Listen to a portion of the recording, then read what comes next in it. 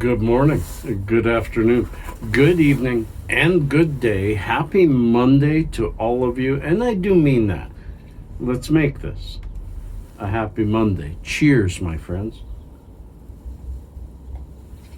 This one, my friends, is all about time.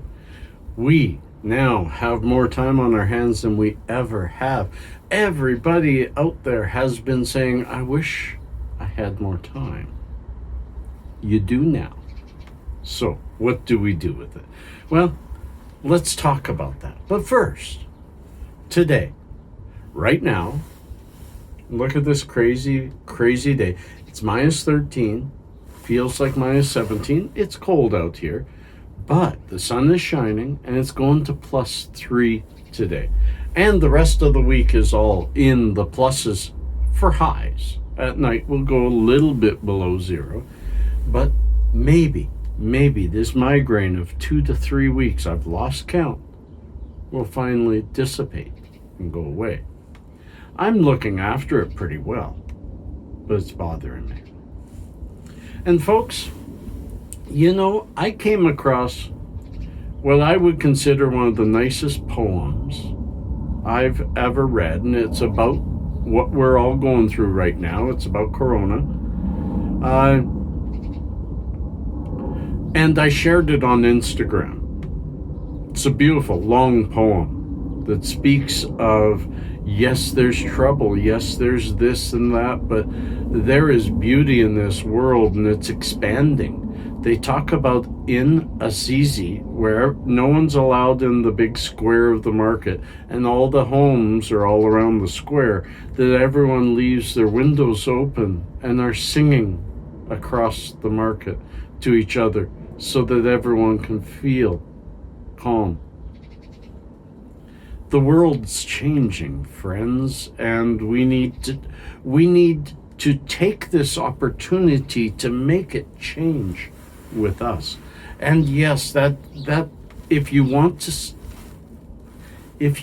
see that poem and read it, you need to go to my Instagram at @GordBirch and check it out. I did a video montage with me doing a dramatic reading of it. And then I realized you can't do that with someone else's poem without their permission. And although I've searched and asked through my son in Facebook, because I don't have Facebook, the writer of it, for permission to share it and honor it, but they have not replied. Maybe they're inundated. It's a beautiful poem. Please check it out. But in the meanwhile, what we should do is get some calm, beautiful feelings in us, because I want to talk about that. I want to talk about that being our new normal. So I took the words out of the montage that I worked hours at yesterday, and I still think it's worth listening to. So let's put that up. I'll be right back.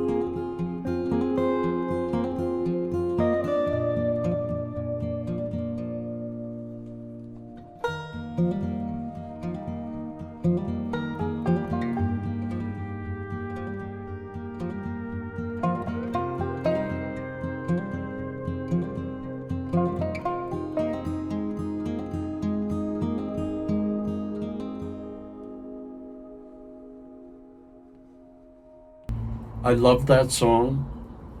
And I'll be the first to say it, and I hope many of you say it below. I love the visuals. I took the last bunch of months and just put them in a medley, and it actually met the words of the poem, but c'est la vie. C'est la vie. So, friends, what do I mean about time? We now have something that we've been asking for forever. If you ask anybody, what do you want? Oh, I just wish I had more time. More time to get this done, more time to get that done. Folks, the whole world is settling down. The hustle, the bustle is calming through rules. We are all being forced to, not forced, but asked, and through the different changes in our environment, probably a little bit forced, to stay at home, to stay with our kids, to do those things we've wanted to do. I personally, I'm going to tell you, I'd love to hear what you're going to do below. I do expect. No, let me hit it a different way. Things changed in Calgary over the weekend. I was saying, the last time you heard from me, I was saying they haven't made a decision to close our schools yet, and it's absolutely ridiculous. Well, they have now closed them indefinitely. They have also, in Calgary, started a state of emergency. I think that's a little bit over. I do think that it gives our mayor a lot more power, and I do like our mayor, and I think he'll use it wisely. But the state of emergency tells people, makes some people panic, and I don't think we need to. Pasha's in there, playing games. Look at that. What? State of emergency? He's okay. The only thing he doesn't like is he loved this year of school and he wants to go back. So I do hope that if we all just take the time, that this will blow over. It won't blow over in 2 or 3 weeks. No, it's going to take a little while. But if we all pay attention to our communities, if we all stay at home and look after each other, it can bypass us. And if it doesn't bypass us, our chances of being terribly sick from it are pretty low. So it's time. We can't fight the powers that be. They have decided that this is how it will be. Schools are closed. Huge businesses are dropping like flies. Many people are not working and looking to the government for help, and the government's coming up with help. They are, at least here they are. Check with your communities. Stay in touch with the news, but try your best to take it with a grain of salt. Remember that everyone is fighting for your click, especially now that most people are home. There are just that many more clicks going on, and they want a piece of it because they're not going to make it in their stores. Their stores are closing. Gordy's been reduced in hours. Pasha's mom, so far, from what I hear, may be staying at home. It's going to cause some long-term things. Now, what will it cause? I think if we handle this right, and this is the optimist and the hippie in me, if we do this right, this world is going to become closer and sweeter and more loving. In 1987, in my city of Edmonton, a cold 1 million-person city, the capital of Alberta, not Calgary here, Edmonton, it was an okay city. It was a loving city. But in 1987, a tornado early in the afternoon hit the city, killing 26 people, causing billions in damages. It was the largest tornado to hit a major city in Canada since, I think it was the early 40s or the late 30s in Ontario.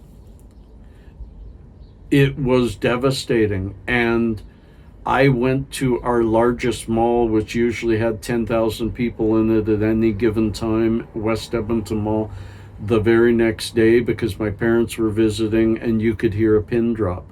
But what happened to that city is amazing. Still in Edmonton, 20-some years later, people have a shared sense of tragedy. We've all gone through the same thing. We all understand it in the same way. And that shared trauma, that shared sadness, and that shared renewal, the rebirth of Edmonton, brought Edmonton together like a community like I've never seen in a big city. And I don't see it here in Calgary. And maybe after this is all over, we will see that kind of camaraderie and community bursting out of the seams worldwide.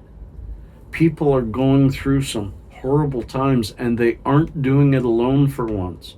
They can reach out. People, if you need to talk below. I'm here. I'm putting out posts and videos. You want to talk to me on Instagram, talk to me here. We've got to be there for each other, and we will be. So, friends, take the time. You have some now. And speaking of time, a segue, manager extraordinaire. Speaking of time, it's time for...